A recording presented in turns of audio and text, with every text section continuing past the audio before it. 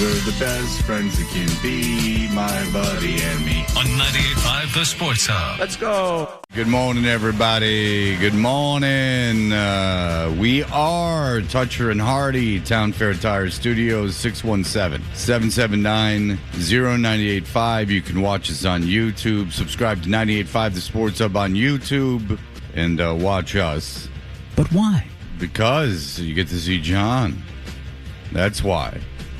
Well, maybe. That's it. Well, no, for a fact. We are back from the big golf tournament. We can get into that later. I'm in a crisis because I'm in a very weird situation with my phone. My phone makes outgoing calls. It receives and sends text messages. But when you call me, it says that my number has been disconnected or doesn't exist. You're in service. Right. So if anyone why don't knows you just what's have going people on there, call you on your home phone? That's right. That's I haven't thought of that. But I actually thought of that on the way in. It's like now you don't even have home phones. Does anyone have a home phone? We have one. I can't tell you the last time it rang because I think all the phones are dead. Like I don't think they're even like plugged in and charged anymore. Yeah. I don't know. I don't know what the number is. Couldn't tell you. Moved into our house in 2007. Didn't have a landline then. Wow. So we've been without one for That's old school. forever. Wow, I'm surprised like that long ago you didn't. Yeah. Come on, John. Yeah. In 07, we just had cell phones. And if you look at the when I pick it up, it says answered on another device. Is what it says. So I don't know. I don't know if I've been hacked in some way. Ooh, someone's picking up your phone. I don't know what's going on. It will ring once sometimes. Like, for instance, when Ryan or you, when you called the first time when I had you call me, it rings once, but it won't give me the opportunity to answer it. So I don't know what's going on. I have Verizon. Now, I'm very much looking forward. I'm supposed to go to Providence today. But we'll see. I mean, I got to get this phone thing handled. And I'm going to have good thoughts for you, Fred. And it's like nobody enjoys like, making a run like that and an errand something. But I'm going to manifest some good stuff for you here. I think you're going to walk into that cell phone store. I think they're going to say, oh, this happens from time to time. Hold on a second. Let's try it now. Boom. Sorry for the inconvenience. yeah, I called Verizon yesterday, like the help number, and they said that it was something that was a network thing. They were having network problems, but my kids' phones work, and they're on my plan. So I don't know. And I reset my phone. One thing that drives me crazy is people go like, did you Google it? And it's like, oh, Google. Oh.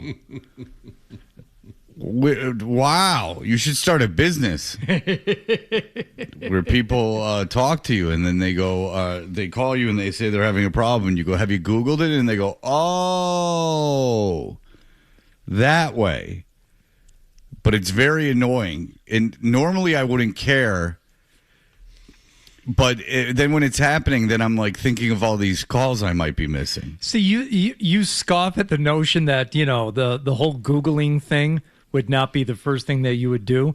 It happened in my house. I'm not saying who, Marcy, last week was having issues with her monitor. It's not getting signal from the computer. I said, well, did you reboot it? Yes. I said, okay. So I Googled it. The name of the monitor, not receiving signal. And like the AI overview, the one that's probably useless and garbage. Yeah. I just screenshotted it, texted it to her, sent it to her, and it fixed it. Like, yeah, you should Google that. Just Google it. Yeah. Well, I Googled the day away. I looked around. I did everything. I reset the phone, which was a huge pain in the ass. So you switched carriers? No. Oh. Just switched phones. Right, but that was a couple of weeks ago. Right. This just started happening yesterday during the golf tournament. And so I don't know. It's not. It doesn't have sharing and all these things. I've done everything that it said to do, but it's extraordinarily frustrating to me because I know that the doctor's trying to call me or someone's trying to call me, and I can't get phone calls. It's driving me nuts. It's one of these things that's just like sitting in the back of my head, and everything's annoying me. Did you turn on airplane mode? I did. I tried to. Did you go to settings, toggle airplane mode on, wait 5 seconds, toggle it off, and because that should force your iPhone to re-register with the network? You Googled it, didn't you? No, John. Well done, John. All this off the top of my head. Yes, I did that. I've turned off my phone and turned it on. I've reset my phone. Did you ensure your line is active by going to settings, Aero Cellular, and checking that your line is turned on and showing signal bars? I can tell you this. I can make phone calls and text, so I would assume that it's attached to the cellular. It's really bugging me. Everything's annoying me. I was just at Verizon when I was getting these phones for literally 3 hours. And the lady was nice and everything was fine, but I know I'm going to walk in there and I know that there's going to be 2 people working and 7 people there waiting. And I know that it's going to just drive me insane. It's going to be awful. I just know it. And I can almost guarantee they won't be able to fix it. And then it's going to puzzle them, which is going to drive me insane even more. Well, your incoming calls are failing because of an incomplete activation sync or an active software block. When a new device is registered, the system sometimes routes outgoing data first while the switchboard for incoming traffic finishes provisioning. So, Fred, they just need to finish provisioning. Right. Well, they had finished provisioning right when I got the phone, when I could receive phone calls. This just happened yesterday. I've had the phone for a couple of weeks. I've tried everything. There's nothing left for me to do. It's Verizon's problem. Which, they should refund you your every day that you didn't have the phone, they should give you money. I think that they might even offer that without even having to ask for it. But well, we'll see. You were a little short on cash yesterday, too. This seems to be an ongoing thing with you. What do you need? I had a friend of mine. Get your wallet. Do you know that you can't use credit cards at dispensaries? So I had a friend who needed to buy weed. So I gave them $75 in cash, which left me with like $17. First of all, good for you for actually having that much cash on you. You and I are a bit of a dinosaur for carrying around that much. But I like to have a little bit of walk around money. Right. So and then it occurred to me, I'm like, oh, Jesus, you got to use cash at this thing. And then so I bought, and then I had gone full out when I had bought the raffle tickets, which I was not around for, which I heard that a guy walked out. He said, Hardy's giving you the business. And I said, oh, boy. Oh, yeah, because you left. You left before the live auction. I left. Well, I didn't. Credit to the station. I didn't know the live auction was going to happen so quickly. So I was like fairly impressed by that. But I was going to stay for a little bit longer, but I had to get my daughter, and I didn't want to walk out in the middle of the live auction. So, and I didn't know how long the live auction would take. Yeah, we had a table right down front. It would have been real obvious if you had gotten up and left. So, the minute you started talking, I'm like, oh, Jesus, I better go. So I said goodbye to the Special Olympics people that were at the table and the kid we played with, and I was on my way. And then, my phone didn't work, which is the only thing I can think about because I know I'm missing a phone You're not call. going to obsess over this for the next 3 hours I've been and obsessing 47 minutes. I've been It's really a blow that it's not working today. Like I got through yesterday okay, just with thinking that they'd fix it overnight. It's a real blow that it's not working today. Anthony, go ahead. Good morning, gentlemen. Fred, do you have an iPhone? I do. I do. So it happened to me a few weeks ago. Your SIM card is probably fried, and what they'll do, they'll connect you to the network SIM card. So the physical SIM card in your phone is toast. Yeah, I was going to tell him that his new eSIM may not be fully activated or carrier settings needs refreshing, but you and I are on the same page. You could make text messages and you could call out, you just couldn't receive calls? I could only make texts on Wi-Fi. I could not call anyone. Okay, so I can call and make texts. Like, I can call out, and I can do it even when I'm not on Wi-Fi. So the still a lot of intrigue here. Mm-hmm. Dan, go ahead. Step 1, unplug your computer for 5 minutes. Step 2, do not go to the store. They are in sales. All they'll do is call the number, and you'll sit there on hold with them. I'm telling you, you just call the number yourself, 1-800-VERIZON or whatever it is. At least you can be in your home when you're dealing with it. I'll tell you what, is that when they call, though, they give them, like, the store number and their ID of who they are, and I think they get things done that the average civilian can't get done. How dare you call yourself an average civilian? Tell them who you are. And on the remote chance they don't recognize you when you're getting out of the car in the parking lot, much less when you walk through the door, tell them. Are we on in Mumbai? Because if we are, or New Delhi, because if that's the case, you're not going to a store in Mumbai. You're going to a store in Newton, and they're going to know you, and they're going to say, "Give me the good number to call." They're gonna when they call Mumbai or New Delhi or whatever the hell it is. There may be a moment where they have to explain that there is a highest of VIPs, the most highest. Yes. Okay. I'll tell you. But they'll get you. They'll set you up. Yeah, they're going to be a problem. But they would, because when I was there the last time, like, they call and they give like these codes and everything, and they were getting things moving quick. I think that when you call as a civilian, that they kind of give you the runaround. I even gave them access to my phone. Like, they sent this text, and then you like give them access to your phone, and they said there was nothing wrong with my phone. They said it was a network thing, but a network thing I can't imagine lasts for 24 hours.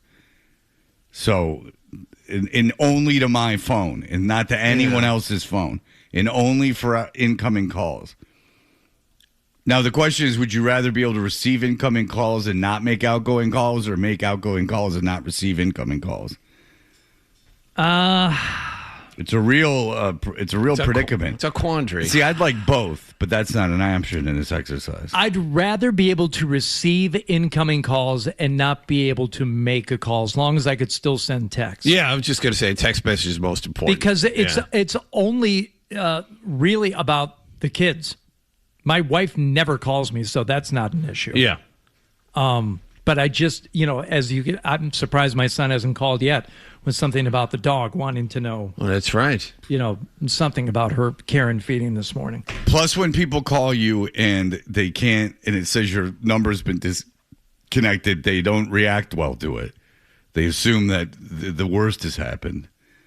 They assume that you can't pay your phone bill or something, and then they get concerned. For whatever reason, a bunch of people were trying to call me yesterday. Like 10 people were trying to call me yesterday. They were trying to call me during the golf tournament. My son tried to call during the golf tournament. I had friends trying to call me yesterday. If it's like a business office, they don't text you.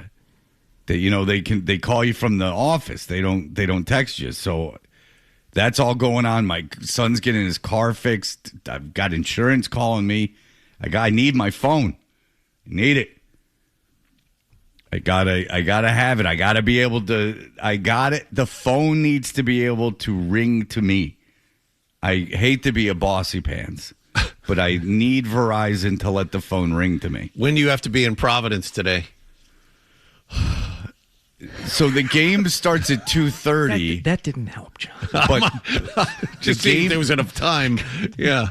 The game starts at 2:30, but there's no way I can get there by 2:30. So I could leave at 2:30 to get there, But then it would be 3:30, and then my concern is he'll already pitched. It's an all-star game. Right.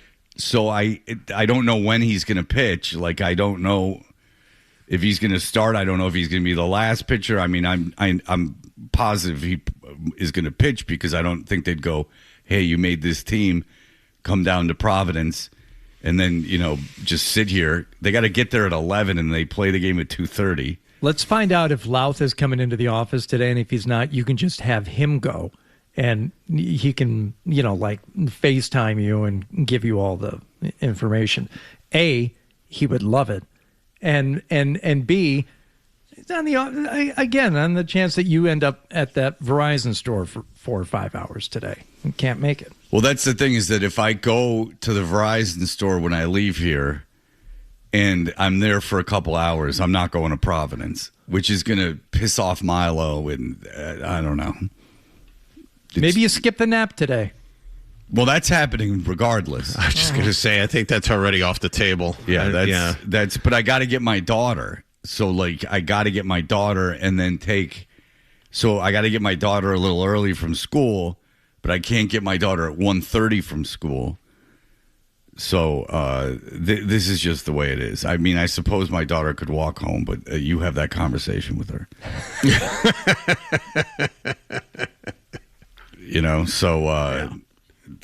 So it's a real mess. John, we're going to need you to pick up Fred's daughter. Uh-huh. We're going to need Jim to go to the baseball game. Right. And I can just run point from Command Central. Make sure everybody is. You're not going anywhere. You're going to be home. Well, my phone works, so I can receive. Your phone only works in your house. Yeah, I can just be the command center. Make sure everybody's where they're supposed to be. Right. I wish that we had a full staff of people, and then I could send an intern to Verizon, and I could be like, intern sit at Verizon. Wait a minute. We have the intern in today. Yeah, What's his name? Unfortunately, he has a real, I don't know, Ryan. Oh, Freddie T. But the thing is that now with Beasley, Ryan's actually working. Like, he's got a job with now the intern's actually doing what was at one point a paid job. Yeah. That's where we're at. But he still doesn't even know my name. It's Ryan. Nick, go ahead. I just turned on my truck driving to work. You're having some phone issues? Mm-hmm. Here's what you do. Okay, here's what you're going to do. You make more than enough money than anybody I know. Buy a new phone. That's all you got to do, brother. Buy a new phone. Yeah. Okay, well, problem solved. That might be what I have to do, but I still have to do it. So, yeah, I might have to get a new phone. Still going to Verizon. It's like, oh, that's right. I have all this money. I can just buy a new phone. Call it capital idea. He did buy a new phone, and it worked for 2 weeks, and now it doesn't work. Yeah, like if I get in there and they're like, you got to buy a new phone. I mean, what am I going to do? I got to buy a new phone. But then I got to sit there while they set it up. I mean, that takes an hour or two. So, I mean, I'm still in the same spot where I am. I mean, what am I going to do if I go in there and they're like, it's $500? What am I going to do? Like, I can't go no. I'll go without a phone. My only phone, I don't have a home phone. Like, I just live the rest of my life without taking calls. I'm sort of at the mercy of Verizon. I mean, I could really put a threat over them and say that I'm switching my business. And then I'm sure they'll panic. Oh, yeah. They'll run like rats off a sinking ship. Yeah. They'll be very concerned that I'm leaving. It's like, they'll just be like, okay, what do I care? I just work here. I tell you what, now you've got the audience worried about you. You've got everyone concerned. I just want to get this out here, again, to manifest positivity.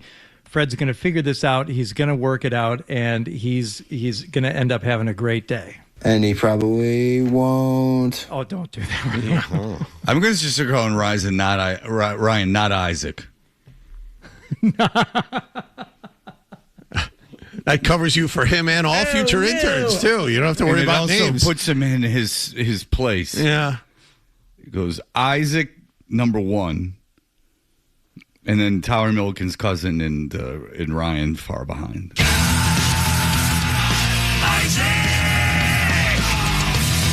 Hi. Yeah. Number one Isaac. with a bullet. Yeah, Isaac was texting, emailing. Say my name. Isaac. He was having a lot of fun. Hey there. Well, I will do my best to get through the next 3.5 hours of this program, despite my huge handicap that I have today. But we will be back in just a moment. We'll catch up with everything that happened last night, Red Sox basketball, all these things. Hey, listen, if you've got to go, we understand, but make sure you bring the Sports Hub app with you so you can hear more of Tudger and Hardy That's what I want on my tombstone. on the Sports Hub. Did you catch the game last night? What happened last night's brought to you by Leonard Hair Transplant Associates, where your hair doesn't have to be a game of what happened. So change your lettuce and change your life with Dr. Matthew Lopresti at 1-800-GET-HAIR. Hardy, what's going on?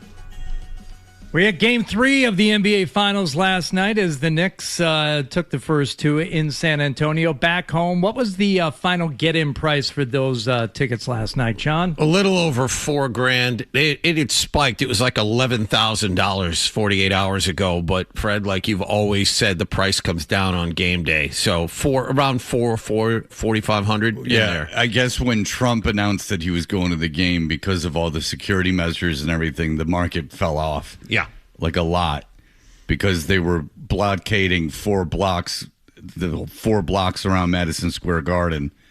So people were like not wanting to deal with that. And, trains, they were changing the train lines. Yeah, where Penn the trains would Station's go. right underneath Madison Square Garden. Yeah, it was a real bold move to go there because it made things, very difficult for people, but they, so I guess that's part of the reason the bottom fell out. Still a lot to get in. Still a lot to pay for really anything, any kind of event. But at least $4,000, $10,000 or something to get a nosebleed seat is just unconscionable. Like, there has to be a time. My daughter told me some guy I've never heard of, which doesn't matter because it's neither here nor there, but suffice it to say it's like not Tyler, the Creator, or like A$AP Rocky or someone. It's not like someone who you hear a lot about. Was playing the MGM Grand. Further evidence that there's nothing, that it's not someone who's like a massive artist.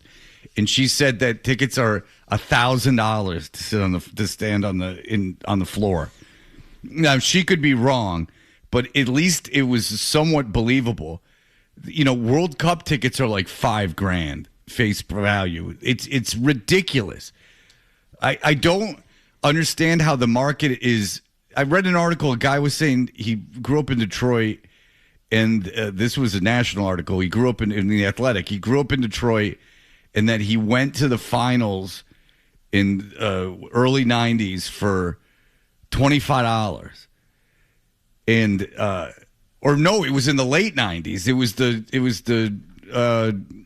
the team with Rip Hamilton and those guys. 04. Okay, 04. Maybe it was 04 that he went. And so he went to that game and for $25. So like 22 years ago. So the market has increased like 400% for how much things cost. It's too much. I wouldn't go. And I got, make more than the medium income of society. Yeah. And I wouldn't go to that game. But like that $25 get-in price in 04, number one, no one thought the Pistons were going to win that series. They had no chance of beating the Lakers. And anybody buying tickets for that had to have been a Lakers home court for that series. Sure. So who was buying tickets for Game 3 or Game 4 ahead of time? They're going to be down 2-0 at that point. Okay. They're probably going to get swept. So, and I'm just, I'm trying to give it a little bit of perspective. Right. So that explains $25 to And $4,500. The Pistons had just won back-to-back championships 15 years prior. So there wasn't a 50-year drought. Absolutely. All right. So that explains it all. Moving on. Absolutely. There was not the demand that there is for the Knicks tickets. The demand was very, very high, and the New York Knicks fans were treated to the Spurs coming out and rolling for a good portion of the first half. Hart with Victor going in the wrong direction. Lays it up, rejected by Victor. Turned from the outside to the inside. That shot was obliterated. Wembanyama now will pull up for three. Victor Wembanyama drains his first three of the game, and he's up to 5. Again, another compulsion from the announcer. Oui. He has to say it every time. Oui. Every single time he has to say it. He has to shoehorn it in. It's just so annoying. I can't imagine living in San Antonio and listening to one of those broadcasts. I'd lose my mind. Well, the Spurs were up 12 in the first half. Knicks came clawing back and took a 7-point lead at halftime and seemed to have pretty good control. It was a back and forth affair in the third quarter, but Jalen Brunson was doing his thing. Town able to reject Champagny. It comes loose to Hart, hands to Brunson. Right side baseline drive. Euro step in the lane and a left-hand layup over Vassell. Very inefficient, Brunson. Very inefficient. They were beating him up.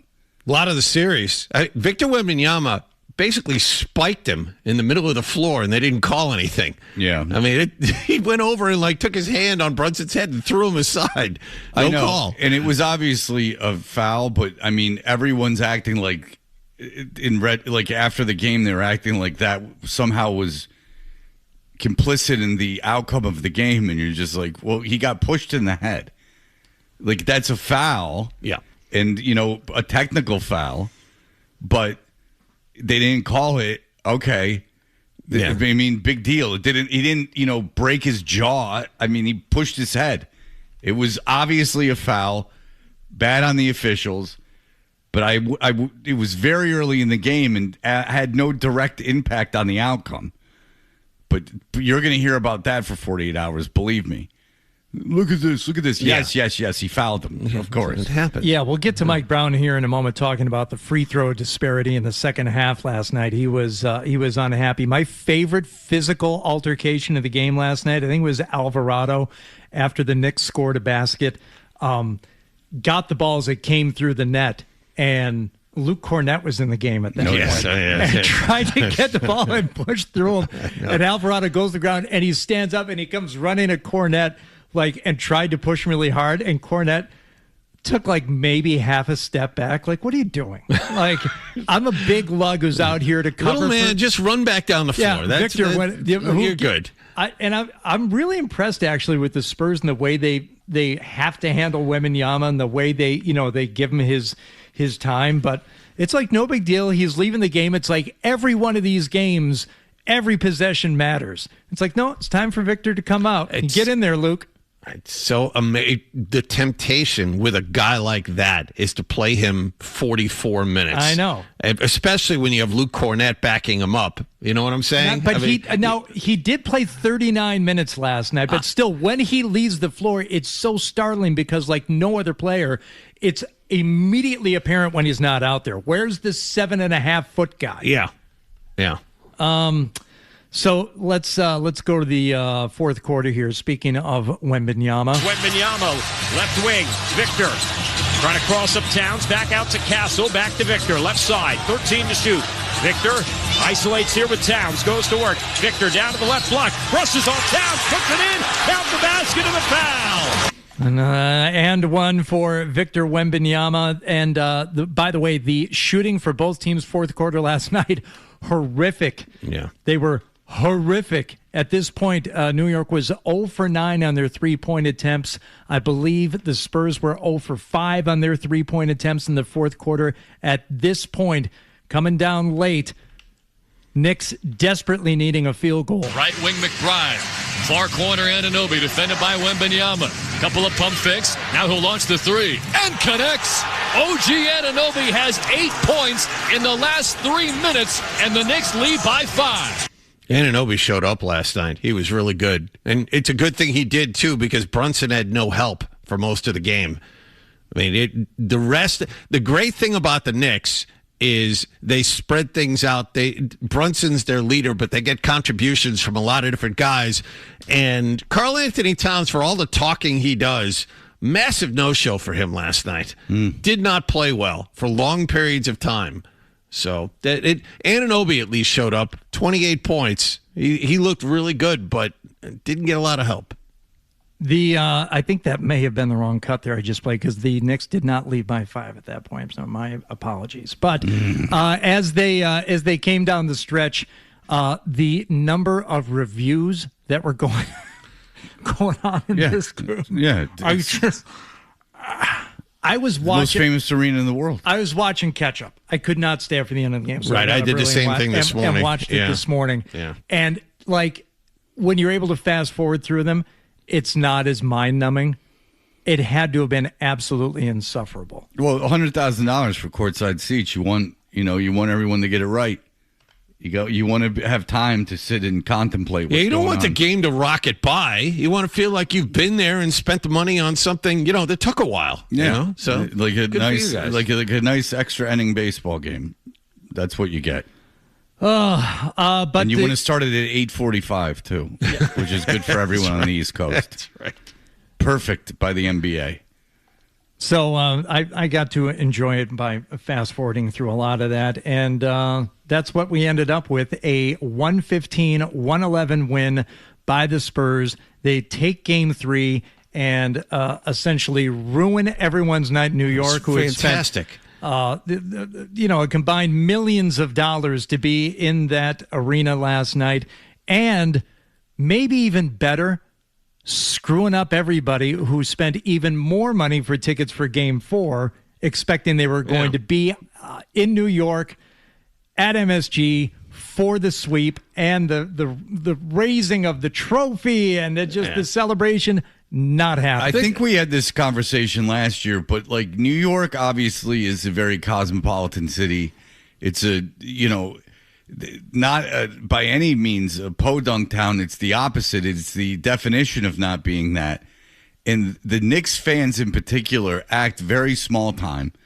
They act like small market fans, and it's really annoying. Like the gee whiz and like running around, screaming and yelling after nothing happens. And that we're gonna sweep. We're gonna sweep. Like you haven't won a championship since the 70s. The Knicks haven't won it, not you. You haven't done anything. But the Knicks haven't won a championship since the 70s. I think we do this every year. Like, where is this arrogance coming from? Wouldn't you think, being from New York, that you would have this kind of like fate's gonna get us, doom and gloom, like I don't believe this is gonna happen. It's like that for every other team. It's like Yankees and Knicks, and the Yankees for good reason because all they do is win. But you would think as a Knicks fan, you would have this kind of certainty that things would go wrong, which is endearing to a fan base. Mm-hmm. Instead of this, aw shucks, hillbilly running around like you've already won the thing. They do it every year. They did it. Remember when they were in the Garden and they were chanting and all this stuff? Yeah, they took the first 2 games at TD Garden, and I remember vividly those fans after the game along the baseline screaming Knicks in 4, Knicks in 4. Yeah, and then you lose to Indiana, and then in the Eastern Conference Finals, and so like you haven't learned your lesson. We were even saying it last year. Like, when is this lesson learned? Because San Antonio wins Game 4, now you're screwed. Because now it's tied, and San Antonio's got home court again. And all your momentum is completely gone. You've all this huge winning streak, and that you're the greatest Knicks team of all time. They hadn't lost a game since NFL draft weekend. Yeah, since the Jets took Sadiq. That's the big thing. The Jets took Sadiq. You can align the two up. Yeah, they were showing that on SportsCenter. Right. The Jets, the Knicks were playing when the Jets took Sadiq in the first round. They were not playing when the Jets took Omar Cooper in the first round, or they just played. And so it's just, I really am glad that they lost. The whole thing with who's sitting courtside is bothersome. And they're not even that big stars. It's like Tina Fey and Tracy Morgan and Spike Lee. DJ Khaled paying $1 million or whatever he paid for that seat right next to the head coach on his phone, not even watching a game. No. You see that? Like Yes. Timothy Chalamet and Jay-Z and Larry David. These are, impressive stars. No Mariska question. Hargitay, no? They're getting a She lot was of in love, too. courtside, though. Yeah, she was. She was in was. the first row. Yes. She was. And Standing right next to that actor that starred with her in SVU. I was going to say there must be a lot of Law and Order fans. Yeah. Because how else does Mariska Hargitay get Hargitay? Hargitay. Hargitay get courtside for that game. Well, those are comped, so good for her. Apparently, the rumor is Jerry Seinfeld was denied the opportunity to purchase a courtside seat. That's interesting. Denied. I wonder if he has not been as flagrant enough, because we talked about it. The New York Times had an article about how the Knicks reward public loyalty. Yeah, I don't see... That doesn't sound like Dolan at all. Yeah, I don't see Seinfeld out there, much on social media, doing his pimping of his favorite things. Yeah, because you let Larry David in and not Jerry Seinfeld. I mean, the show was not called Larry David. I mean, it was called Seinfeld. All right, we will be back in just a moment. Touch your stuff. Kaboom! Did we all just take acid? It's unbelievable. Toucher and Hart. What's he talking about?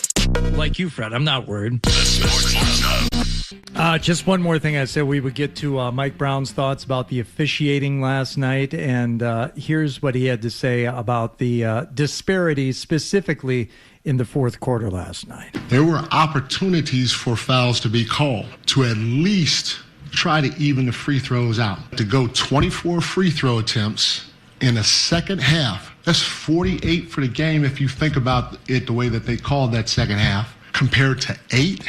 All the shots we took, we got fouled 4 times, roughly, for 8 free throw attempts. Again, I don't complain much.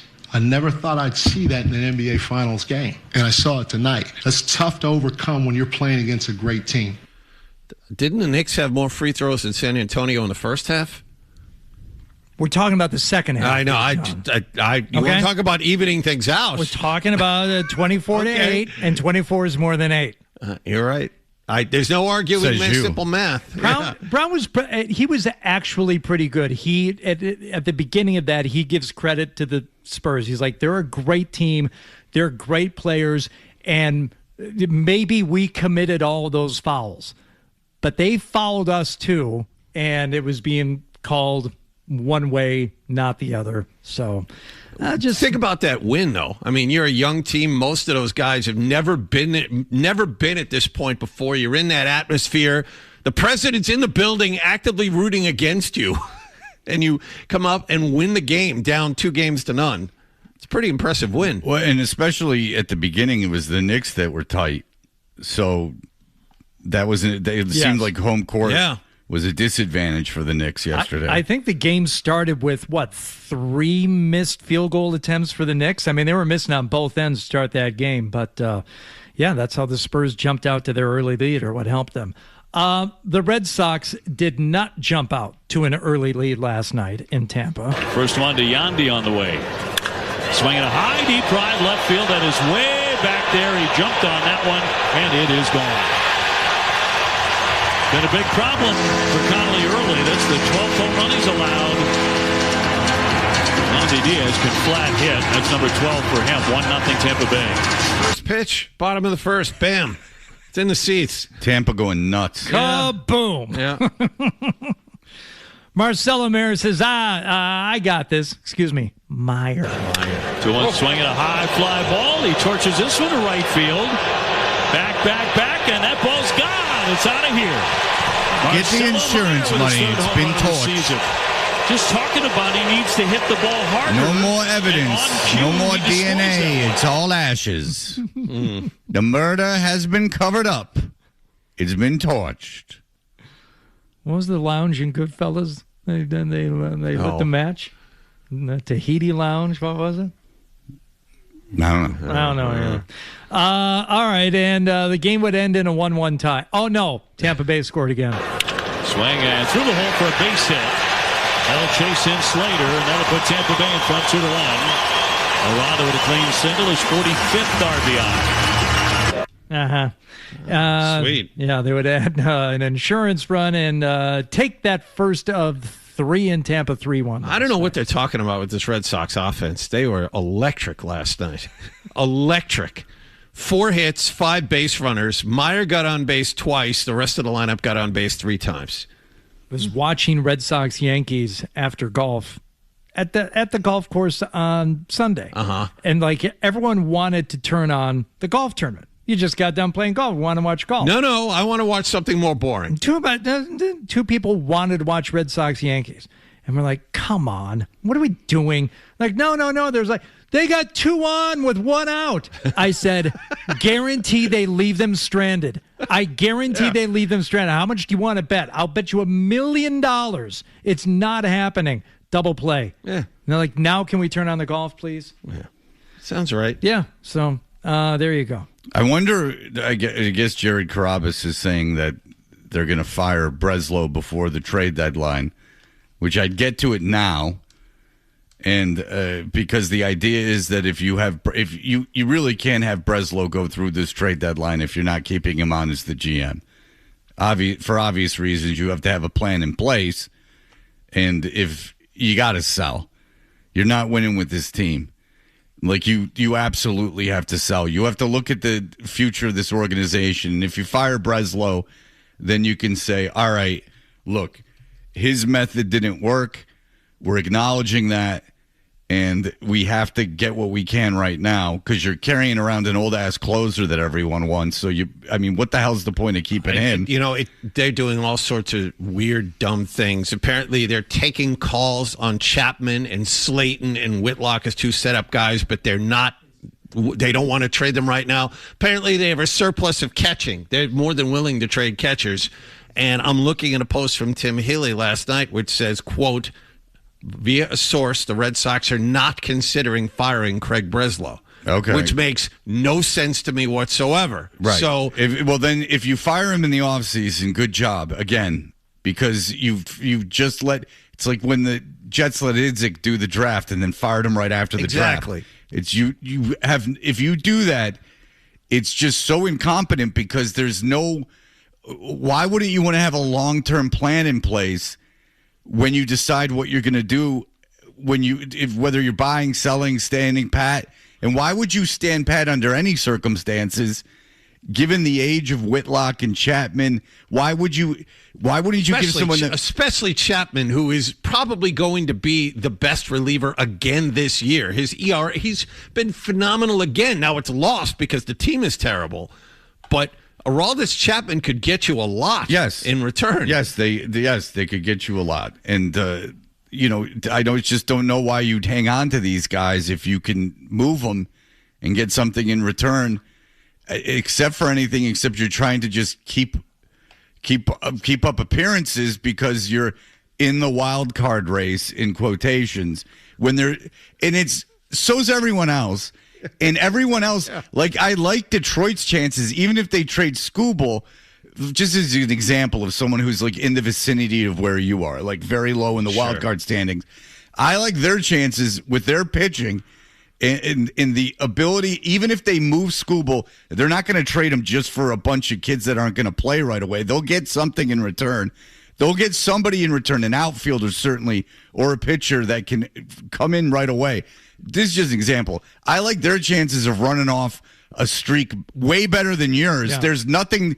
You have nothing that makes me think that you have the capability of winning 8 out of 10 a couple times, which is what it's going to require. It's not only that. Just go back to last year's trade deadline and how spectacularly he screwed that up. Yeah. And the players he got back in return, the trade for Devers, terrible. Well, the trade for Devers is criminal. What has this GM done to prove to you that he can do anything in a deadline that will help your team? There's a fan on the street that agrees with you. We should listen to him next. I think you'll like him. Okay, we will have that for you coming up in just a moment.